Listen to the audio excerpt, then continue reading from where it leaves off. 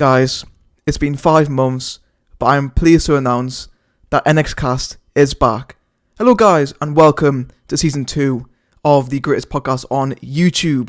I am Tom from Nintendo Extremist, and today I am being joined by Hive and Ambience. So guys, as you may have already noticed, we are indeed without Matt today, which is very unfortunate because, it would have been nice to have started off the new season with all 4 members, but, things happen and things come up, so, we know you've got the show must go on, basically.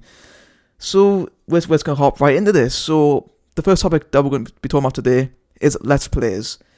Now, Let's Plays, for me, is what really got me into, gaming on YouTube. Because I remember just seeing all these YouTubers back in the day who would just play through games, or Nintendo games. And honestly, I thought that was so cool. Just seeing someone just play through a game, talk over it, and get hundreds of thousands and even sometimes millions of views. It just seemed outstanding to me. And you know what? I think ever since I've really got into it, I always wanted to do that for YouTube. And I've never really done it, looking back. But I mean, apart from my second channel where I've done half-assed Let's Plays, basically where I just start a game and just never finish it. I still plan on doing Let's Plays, but it's just always been something I've always been interested in. And I think when I started my Mario Kart Wii Let's Play back of May last year, I was inside. Obviously, I try to keep as composed as I can when I'm recording, but inside I was just so excited because Mario Kart Wii is my favorite game of all time, and the fact that I always dreamt about playing it for YouTube, and the fact that I actually managed to do it, it was just an amazing experience. And you know what? I was quite upset that I did have to end it short because of some problems on my computer. But it was a really good experience. And honestly, yeah, again, it's just the fact that people were just playing video games, getting millions of views, and then in the end, getting paid for it as well. And a lot of YouTubers today are still playing video games, getting paid for it. And I think Let's Plays have definitely changed over the years. Where back in the day, it was 30 to 60 episodes of a game, uncut gameplay pretty much, and it just talked over the game as you played it through. Whereas nowadays, it's more seeing what people are playing through games, but it's more cut up into funny moments or moments where people are just raging, which is so cool. Which I'm trying to actually implement that on my channel now, where I did that with Smash Bros. Brawl, and I've got a Mario Kart Wii video actually planned to come out soon. But yeah, it's just that whole thing I just thought was really, really interesting. And honestly, Let's Plays are definitely one of the things I love about YouTube. I still watch them today. Not as much as I used to, admittedly, but I still do it today. And honestly, I find them just fascinating. What do you guys think about Let's Plays in general? Obviously, as you touched on there, Let's Plays have sort of not fallen off the map, but they definitely aren't as popular as anymore. There aren't as many of them, and they don't get as many views. And it's probably because as YouTube has evolved, videos just got shorter and shorter. You go back and you watch Markiplier, because I know I used to watch Let's Plays of him. His videos, he's only the YouTuber that does Let's Plays that I can think off the top of my head that is sort of stuck with it. But even him, he's changed. I feel like the reason the Let's Plays have died is because there's more efficient ways to get video gameplay. Would I rather watch an hour-long video of someone going through every meticulous part of a game, or would you rather watch the 10-minute highlight reel sort of thing? It all depends on personal preference, I think. Oh, yeah, definitely. I also find that fascinating how, when YouTube first started, you couldn't upload videos that were longer than 15 minutes. And now video time's gotten shorter, even though you've got to hit that 8-minute mark in order to get full CPM, which I find so fascinating. Yeah, it's really strange how the average time of a video has actually decreased as YouTube has implemented things that you'd think would make videos go longer. But it's actually really gotten shorter. To the point that they even introduced YouTube Shorts to try to compete with TikTok. It's really interesting. But yeah, I think Let's Plays have changed the most of any kind of content on the platform. Because I don't do Let's Plays on my own channel, obviously. I attempted it for a little while, and it didn't really work out. But Let's Plays are actually, like Tom was saying, actually what got me into gaming on YouTube. Back in 2013 all the way up until 2016, I think. That was pretty much all that I watched on YouTube, and that was around the time, 2017, that Let's Play started to fall off a little bit, where it was more edited. It was more heavily edited, had more sound effects thrown in, stuff that wasn't originally in the game to try to be humorous, which, I mean, I love watching that stuff. I watch it quite a bit. But yeah, Let's Plays in like the old form, I feel like aren't even really a thing on YouTube, and they definitely aren't nearly as mainstream as they used to be. So YouTube's content has almost gone like the opposite of how I thought it was going to go with some of the things that they've implemented over the last few years. It's really interesting to see. It's kind of ironic in a way. Definitely is. I mean, like you touched on that. Let's Plays are pretty much dead now, which I think like the old format definitely is. But there's one channel in particular that sticks in my head who actually still gets a decent amount of views for just regular Let's Plays. And I don't know if you've heard of him. He's called Sugar Conroy, and I remember watching Heard of his. Yeah, I remember watching his Let's Plays back in the day. Where I think the first one of his that I actually sat through and watched the whole thing was, I want to say, Mother 3, which is one in the Earthbound series, which is weird because those games are famously really long games. But I don't know. I just love watching those videos, and you know what? Even today, he still gets a lot of views. Like like not crazy like views, but I think I think he's currently playing for Xenoblade Chronicles right now. But like he still gets like in like tens of thousands and sometimes even hundreds of thousands of views still, which I find mind blowing, to be fair. But yeah, I mean, I was just gonna say is it's just it's a shame to see, but I can also see why. Because to be fair, I don't think I could sit through just like a full uncut series of a game anymore. Definitely not. Yeah, I mean, you really need to be a very engaging. You need to be a very, very engaging, like character to sort of get Let's Plays to work. And one thing I've sort of noticed is that Let's Plays have sort of been replaced by live streaming. And I feel like when you look at what Let's Plays and live streams are, they're basically the same thing, except one allows you to directly interact with your audience while you're playing the game. That's the only real difference. I suppose like, cause most Let's Plays are offline games, so there's no like input of like stream sniping or whatever. So I think the fact that streaming allows you to do things so much quicker and allow you to interact with your audience much better, it's become the more popular of the two options to actually play like long plays of games. And I think what I'm starting to see is the last Let's Play YouTubers remaining, they have these massive sub counts that they've built over the years. Like I watched this guy, I completely forgot his name. He's got about like 5.4 or 5.5 million views, and he averages like 10,000 views a video. And it's just that just shows sort of like the deterioration of like the Let's Play sort of genre on YouTube. Definitely, I think it also shows how trends, especially in the last sort of 5 years, have become really important on YouTube. Because if your video isn't like following a trend or very like popular, you're not gonna like, even if you got like millions of subscribers, you're gonna get very low views. Which I suppose it was YouTube. I don't know. Like I think it was kind of looking like it was gonna head that way for YouTube, especially around 2014, 2015, I think. But I mean, like I'm not gonna be that guy who says, "Oh yeah, it's ruined YouTube," but I don't know. It's just like I think nostalgia definitely plays a big part in me liking like all the types of videos, and I don't know. It's just old YouTube videos that I used to watch when I was a kid. Definitely, in my opinion, they're better than, well, in some cases, are better than what I'm watching now. But I think again that's just mostly down to nostalgia, definitely, because I think the overall quality of videos definitely increased massively. Well, in some cases anyway.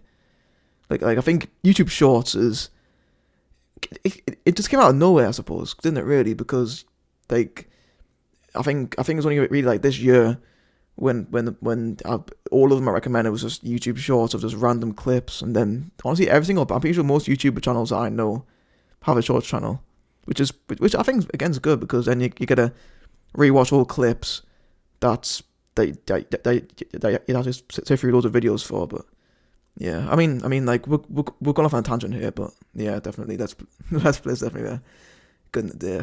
Yeah, I think it is. I think it is more due to nostalgia than anything else. I've heard like some people say, "Oh, they're taking the U out of YouTube." Basically, like it's not so much about individual creators anymore. Everything has to be highly edited and all of that, which I think is true in some regards. The other interesting thing is that a lot of people attribute this to YouTube having a younger audience now, like under 13.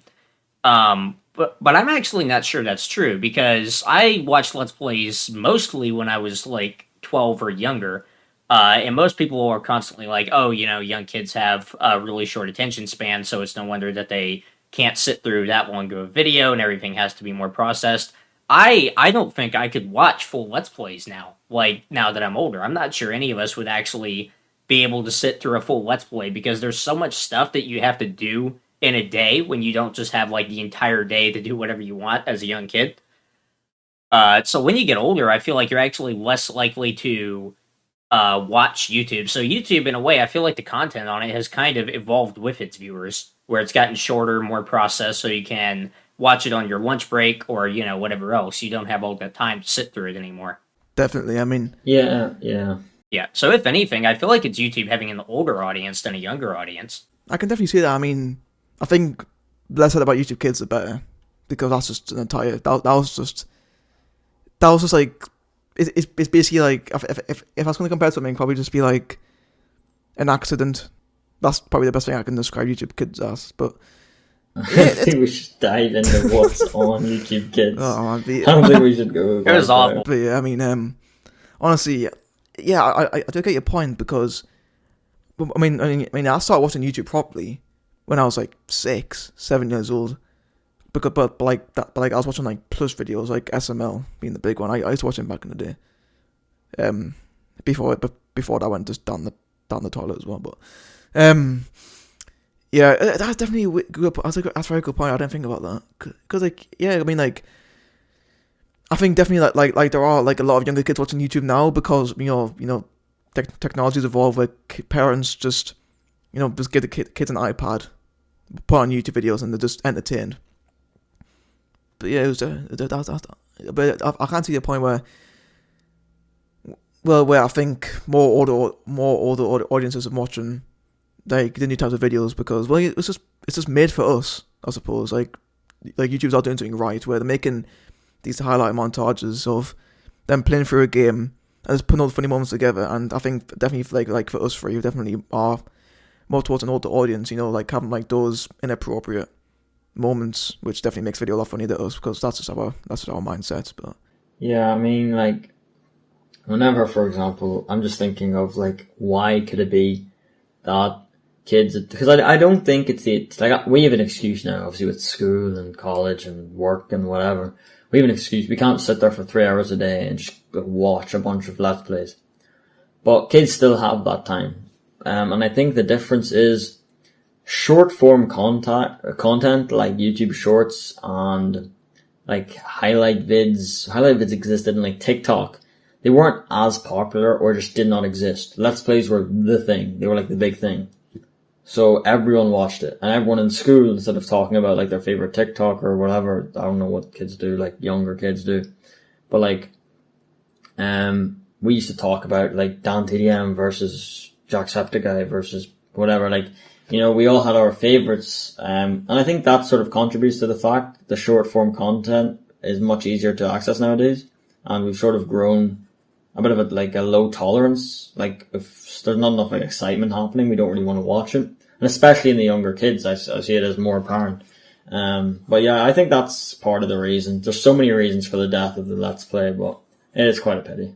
It is. You know what?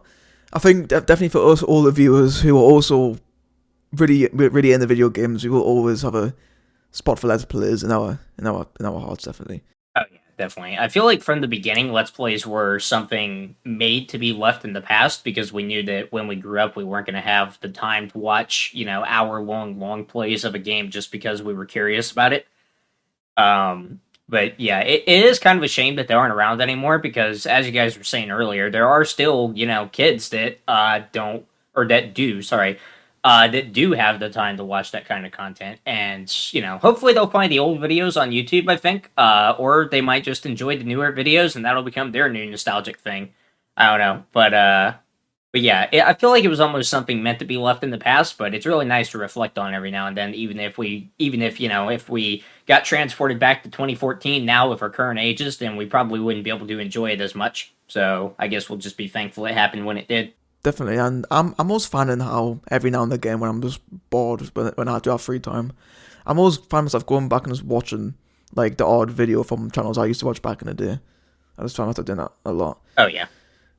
But yeah, YouTube has changed, and to be fair, who knows how long YouTube's gonna last as a website? Because I'm not gonna go on it, but there are lots of problems nowadays. But yeah, I think that's definitely for another time. I think, but honestly, I think we definitely talked quite a lot about that. Definitely, we've got 15 minutes worth of content for Let's Play, so that's Yeah, that's good. I haven't thought about that type of content in a while, so that's good. Because people on my own channel sometimes ask me if I'm going to do Let's Plays. I still know someone who does Let's Plays on YouTube, who's one of the moderators in my Discord server.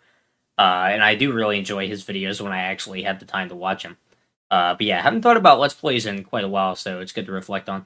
Yeah, it was definitely really good. But yeah, I think that's everything for Let's Plays. So I mean, if you want to move on to your topic. Sure. So my topic that I came up with about 25 minutes before the podcast, as usual, is gaming creepypastas. So this is another thing from around the same era as Let's Plays that I also haven't thought about in quite a long time. So when I say gaming creepypastas, I mean stuff like Sonic.exe, the popular ones, and just random creepypastas that only got like a few views that we just happened to stumble on as a kid. Because these things were like very hit or miss for me. Like some of them I found hilarious, and some of them actually stuck in my brain late at night. So like I probably wouldn't be scared by pretty much any gaming creepypasta now if I read through it. But it's basically like scary campfire stories. Like it's really fun to reflect on because of how badly it scared you, despite how stupid it sounds now. So you guys have any memories with gaming creepypastas? I do. I mean, I'll talk about it briefly before the podcast started, but actually, I'll get on that in a minute. But the first creepypasta I ever I didn't read any. I like only heard like people reading them on YouTube videos. But I remember the first one I remember hearing was about Sonic R, and about how the Tails doll came to life and killed. Oh, I remember that one. That one actually really creeped me out. I actually didn't find that one too creepy. I thought that was just. I don't know. That's weird. The Tails doll just came to life and killed the two kids who were playing the game. Yeah, it was a ridiculous setup. It creeped me out initially just because of how over the top it was. But yeah, that was pretty much it. I think was just a pure shock value. Definitely. The one that definitely sticks in my head the most is one about Super Smash Bros. Melee. Now the story is called that whole story is called Super Smash Bros. Hidaka, and it's basically where this kid like this is before Brawl came out, so it's like mid 2000s. So this kid goes to a flea market, which if any British viewers, flea market's just like an American. It's just like little markets in America where you can go. I think where you can just buy stuff very cheaply. Is that what they are? It's like a charity shop without the charity. Pretty much. Pretty much. But so he bought Melee from a flea market, and the game was pretty much packed, where it was apparently creepy, and the kid plays through Melee as you do, and unlocks all the characters, but then he says, I'm gonna try and mod these characters so basically where you can just like change like the costume colors, stuff like that. And when he was doing all that, he noticed that there was an extra character file, and this character was for this person called Hidaka, and basically the kid's like, oh yeah, how do I unlock Hidaka? So then he, I don't know how he figured it out. I forgot how he actually found out how to unlock it, but basically he then did an effort to how to unlock Hidaka, and then once he did, the screen went completely black, and then he got jump scared by this picture of an anime girl who was just covered in blood, and she was being hanged by a noose. Gee. Now, thankfully, they weren't that as far as I'm aware, there haven't been any pictures about it. So thank for God for that. But yeah, I don't know. It was just the whole thing about it. I don't know why. It's just the whole.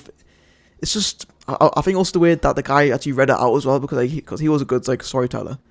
So it was just the way that he read it out just made it out that much creepier. And also the fact that there's the name of Hidaka was actually a real person, not the girl, but the Hidaka was actually apparently a Japanese serial killer who actually died on the day that the kid bought the game, which is pretty.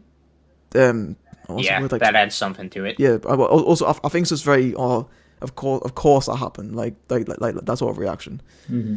But yeah, I don't know why. I mean, I'll probably have to go back and find the video, but that one just sticks in my head a lot. But yeah, I mean, like you said, Sonic.exe, definitely, I remember that one. I mean, I actually watched someone play through Sonic.exe. I don't know I think it was, I forgot who it was. It was some YouTuber. It was quite unknown. But yeah, I'm watching play through Sonic.exe. I was thinking, well, this game wasn't that scary. And then I watched it again, like a couple of weeks later. And honestly, I don't know why but that time I was a lot more scared from it. But then again, I was just a kid back then. I did on my channel back in 2016. I think what I did was, I made a video where I was sat in my room, I shut all the lights so you could barely see me, and I just sat there and just read creepypastas off my phone for my Halloween special. To be fair, I think I might have actually taken that video down now, but yeah, I don't know. I thought I'd just throw that in there because it's kind of embarrassing, I suppose. The only, I don't know if it's even a creepypasta, but like, the one that just sticks out of my head, it's like a creepypasta and an ARG, and if you guys, like, for any viewers, or if you guys don't know what an ARG is, it's an alternate reality game. It's basically like a treasure hunt, but online, and it's usually got some sort of creepy element to it. Crow 64, I'm sure you guys have heard of that. It's sort of dead now, but it was a massive thing about maybe February, March this year. I know I was in quarantine because I used to watch those videos all the time. But basically there's this whole story of like how the crows in the game, like, represent the different characters. And the thing with Crow 64 is, it was basically made off of some guy's YouTube channel where he like made his own fake Nintendo Power and everything. It was really cool. And the funny thing is, you can actually play the game through an N64 emulator. Someone actually coded the game, and you could literally run it on a cartridge if you wanted to. Like, the game is about 15-20 minutes long. Obviously there's a glitch, in quotations, that happens where there's nowhere to go, so you can just walk straight through a wall, and then you end up in this void, and then creepy stuff happens. But honestly, the story is really good, and anyone who does not know about it, I recommend just looking up Crow 64 Explained and just watch it, because it is probably the first creepypasta in years that has actually got me thinking. I'll have to do that, because I surprisingly did not hear of it. I thought I would have, but yeah, definitely going to look that up after the podcast is done, because that sounds really interesting. So the only two that I remember, I kind of have an interesting history with Sonic.exe, because I think initially I thought that it was an actual Sonic game that was like really hard to find. Because what I actually got into before I got into Sonic.exe was all of the myths surrounding Sonic CD, which is an actual Sonic game that had, at least in the US version, quite a bit of creepy stuff happening with it. The soundtrack was notoriously nightmarish on the US version, the boss theme and game over theme in particular. Like, people would take the game over theme and put it over like various game overs from horror games. That's actually like one of the first videos that I watched on FNAF, I think, back in 2014 when someone did that. Put it over the FNAF game over screen. And then there was also a secret sound test menu, secret image that you could find through the sound test menu, I should say, where entering a certain combination would basically bring up a bunch of images of Sonic with a human face, and with the caption, "Fun is Infinite," signed by someone named Majin, who at first it was believed was Japanese for the devil, but it was actually the name of someone who worked for Sega. So they thought that was a funny Easter egg to put in the game. The boss music from the game plays over that also, which in the Japanese version is this nice little upbeat tune, but in the US version, then it's a string of instruments with demonic laughter playing in the background, so it really didn't help. So Sonic.exe actually reused some of that music. Like, I think they reversed the game over music for that game quite a bit, so I actually thought Sonic.exe had something to do with that game, which is probably why it freaked me out, because all of this in Sonic CD is an actual thing. And I thought Sonic.exe was like an extension of that. The only other one that I can remember is Luigi's Mansion. So there was a huge thing going around about the beta of Luigi's Mansion, where it was rumored for a long time, and there's some truth to this, that it was originally going to be a much creepier game, like an actual T-rated horror game for the GameCube. And the thing that I remember in particular was the scene that plays... I can't remember when it was, if it was during like a Nintendo Direct, if those were even around back then or something like that. but it shows Luigi out in front of the mansion, like looking really depressed, like almost like a zombie. So people thought that was the beta game over screen initially because it played right after the good night screen that ended up being the game over. And it was originally theorized that the game was originally going to be about a timer running, basically, where Luigi had to find Mario in like 24 or 48 hours or whatever, and then if it ran out, then Luigi, or Mario would die, rather, and then Luigi would either be turned into a zombie or something, or be really depressed. So it was like really dumb theories, but it was really interesting to research about, and people made a lot of creepypastas based off of it. So it was really interesting to read through. And the one I remember in particular, people wrote a lot of stuff about this. During one of the acts later on in the game, if Luigi picks up the phone and lightning flashes, then it looks like in the background, then he's hanging from a noose. The shadow reflects that, basically. Oh, I've seen that. I've seen that photo. Yep. I think I covered that in some old. Yeah, YouTube I think it did, didn't you? Yeah, Yep. I never one of those series that I like all my series that I do one episode of and then just give up. But yeah, I remember that actually. I remember making a video on it. Yeah, so that was like extremely creepy when people first heard about it, because that was something that was actually in the final release of the game, and that was theorized that it had something to do with the beta also, and that's like how Luigi died and turned into a zombie or whatever. So that was extremely interesting for me to read through, especially since there was some truth to the game originally being a lot scarier, and then it was kind of toned down into what it is today.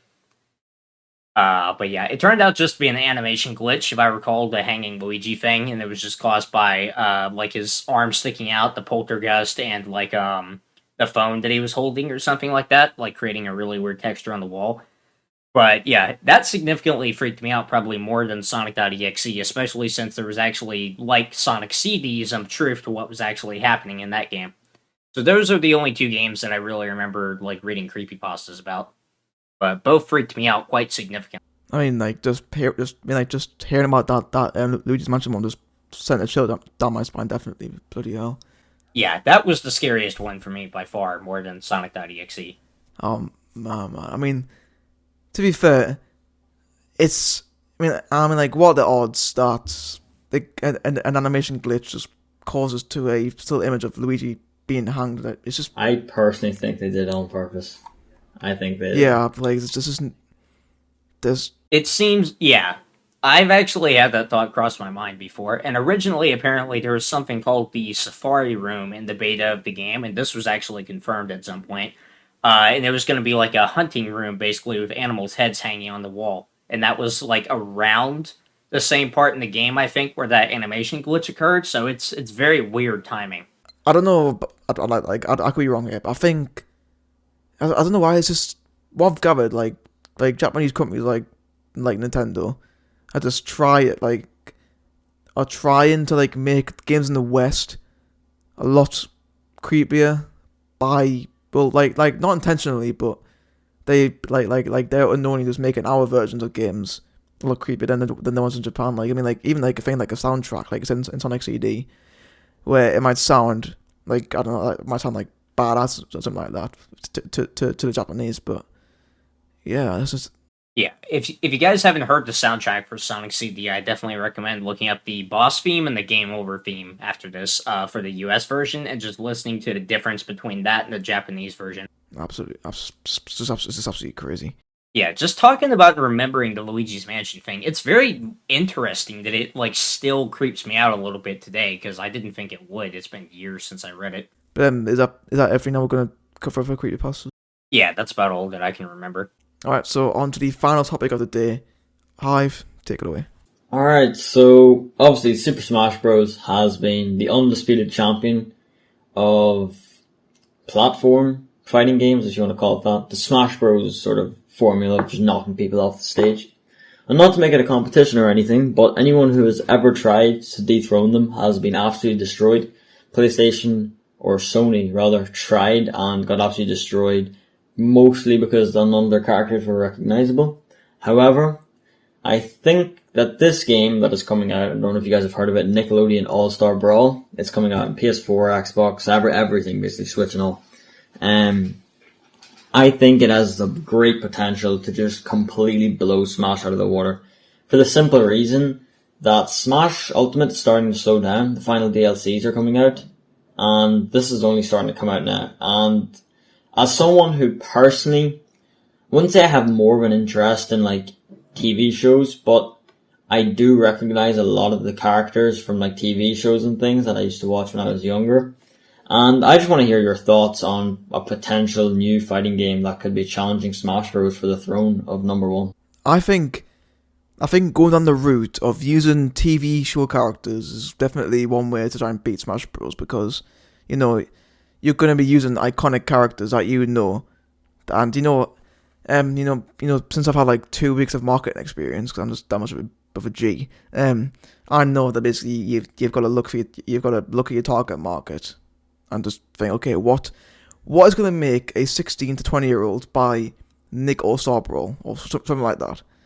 So then they put in all the characters that we probably would have grown up with back in the day into a game, and then make it like a fighting game, like that's a pretty popular genre. So I think. I haven't heard too much about it. Like, I have heard about it, but not too much. I mean, like, I'm just googling now, just having a better look at it, because I don't know, like, this could be interesting. Like, I think from looks of things, it's like a mixture of the new Nick characters and the old ones, which is definitely interesting. Which I think is a pretty cool thing, because like I think, well, I've mentioned it on the podcast before, but I've Cartoon Network Racing was the first video game I ever played, and one of the reasons was because I knew all the characters. Well, not all the characters, but I knew most of the characters because of watching them on Cartoon Network. Even though they were a little bit before my time, but that was back in the day. Like, this was like 2007, 2008, when they were still getting the reruns on Cartoon Network. And I just, I find it fascinating. Oh yeah, these are all now in a video game, which I think is pretty cool. I mean, like, you've got people like Danny Phantom. Wait, hang on. So they got Hey Arnold, but they haven't got Arnold as a character. They got Helga and stuff. That's weird. Yeah, Rugrats and SpongeBob, Ninja Turtles. Yeah, it's definitely got a lot of good. Definitely, I've got like lots of cat dogs in there, Danny Phantoms, and then Vader Zim, Legend of Korra, Avatar. I mean, like, if Matt was here right now, he definitely would have gone excited over Avatar and Legend of Korra.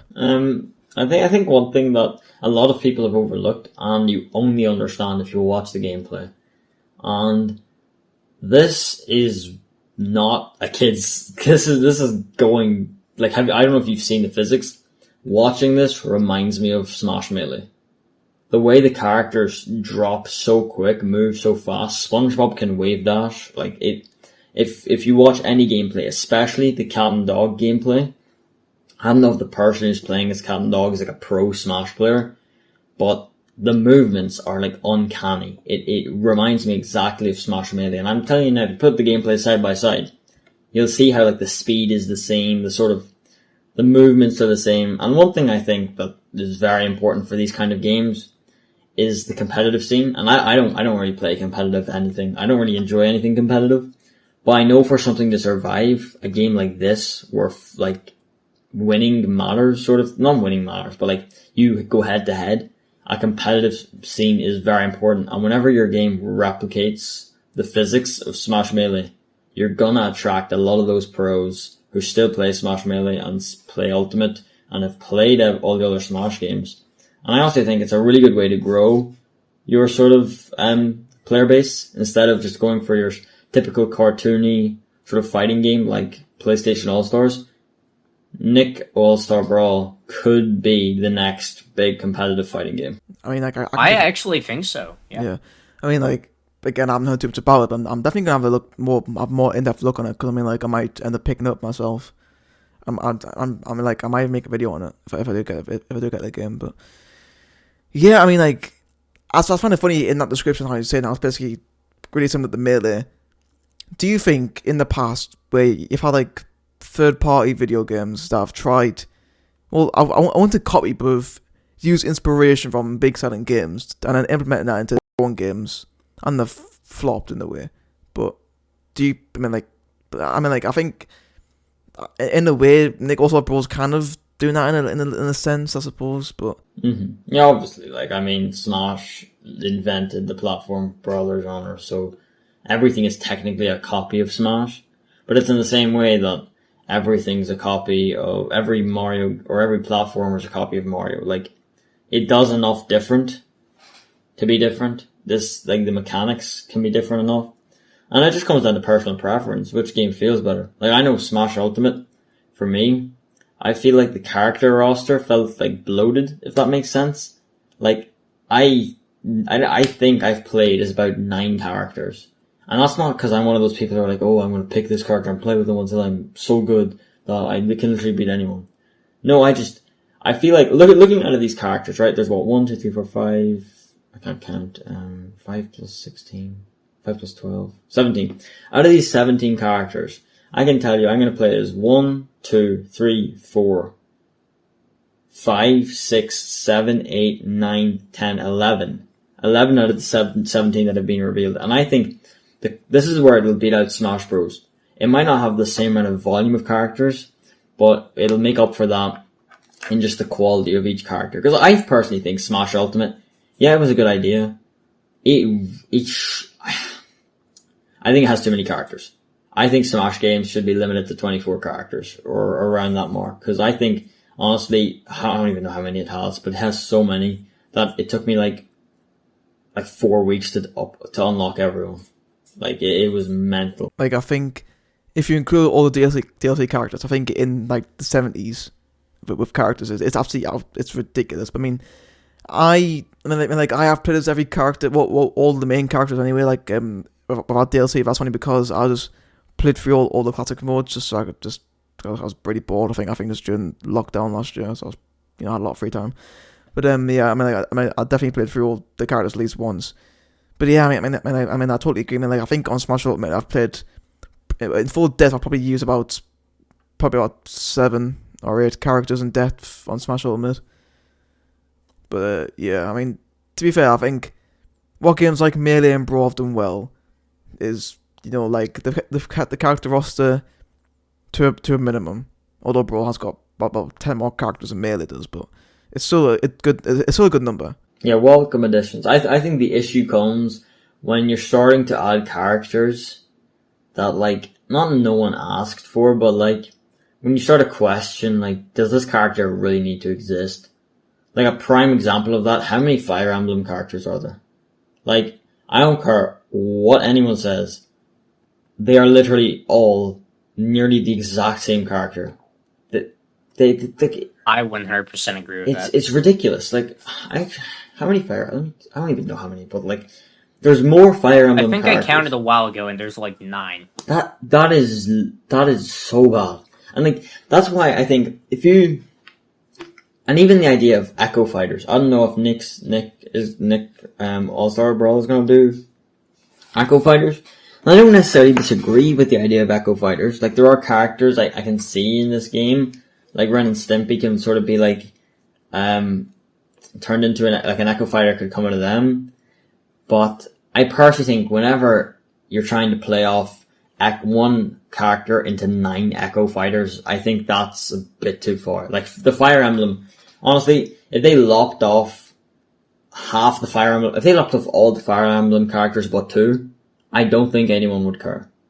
Because they are literally all the same. Yeah, like, I think if they kept Marth and Ike, then they're fine. Because I think Ike's the only one that's actually different to the others. Yeah, I agree. More than Ike. Robin's like the only other one I can think of that's different, yeah. Yeah, anyone that's different, but most of them are just sword fighters, literally. Just sword fighters that have the same moves. Like, I think in Melee, a lot of people complain about the likes of Roy, Young Link, Pichu basically just being carbon copies of Pikachu, Link, and Marth. And then Bo, like, you know what, we're gonna cut these guys out, which they did. But then now they brought them back, and also brought back more characters, and they call them Echo Fighters, which again is just a waste of a character slot. And it's just, like, it's just not even Echo Fighters. Like, people like Piranha Plant. It's just a joke how a Piranha Plant is a fighter. So, damn it, God damn. Should have been Waluigi, bro. I think he's going to be the last DLC character. I'll be surprised if he... I feel like it's kind of likely, yeah. But yeah, Echo Fighters, I personally don't get them at all. There's no reason to have alternate scans and Echo Fighters in the same game, because Daisy is like literally an alternate skin of Peach. There's nothing different there, none whatsoever. And yeah, people are going to be like, oh, but this one frame of this attack is different. That makes a difference in competition. 99.9% of players aren't going to care. Why? Why is this character in the game? I don't understand. It's the same thing with like Lucina and Marth. I remember seeing like one video, and I was like, because I think Smash Ultimate was new. It was like around my birthday. It was like a couple of days before it was my birthday, and I was like, okay, I'm gonna ask for Smash Bros. And I remember seeing this video like Marth and Lucina, and like how Lucina is like slightly better because of like a slimmer body frame, so it takes like there's like a couple pixels off, so certain characters like ranged it, like certain characters like melee attacks can't actually reach her if she like dashes back or something like that. And it just made me think, like, if that's the difference to you, like if that's the difference, I don't even know what to say, because there's taking the game seriously, and then there's counting the pixels between a reskin of a character to see which one's better. Yeah. Like, I'm all for competition and stuff, I've been, like, playing multiple games competitively over the years, but it gets to a point where it's just kind of ridiculous, especially when the entire game is being shaped around those people. And the worst part about it is Smash Bros. Is not even one of those games. Nintendo has been almost actively trying to kill the competitive scene of Smash Bros. For a long time, so I don't know why they turn around and do this, which only competitive players even care about, while they're actively trying to stamp out the competitive scene at the same time. I agree. Like, I think Smash Bros, and as much as I love Smash Bros, I don't think it's Smash Bros that I actually enjoy. I think it's the, like, cartoon fighting genre. Like, Smash Bros, I got so sick of it within, like, 2 weeks. Because once you, and I'm just saying, once you unlock all the characters in Ultimate, there is literally nothing to do if you do not have Switch Online. World of Light, I'm sorry, it sucks. It's really not fun. It's just, like, it's just stale. It's literally just the exact same thing. There's no levels, it's just fighting. They could have made Subspace Part 2. They literally, imagine with all these new characters, all these different new games. They could have, the King K. Rool could have been a good guy in it. Donkey Kong could have done something. I don't know, Mario could have turned bad or something.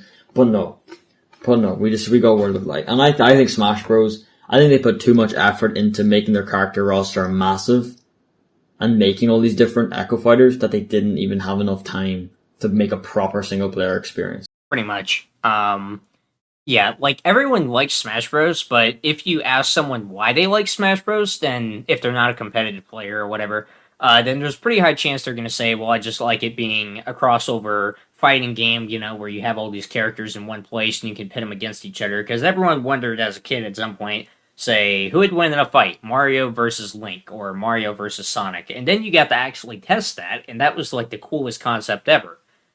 But the actual game, it's like, I feel like anyone else could do this so much better. People don't like the game, they like the idea in a lot of cases for Smash Bros. So I'm very excited for Nickelodeon All-Stars, even though I don't care about a lot of Nickelodeon stuff. Pretty much the only thing I like from Nickelodeon is SpongeBob.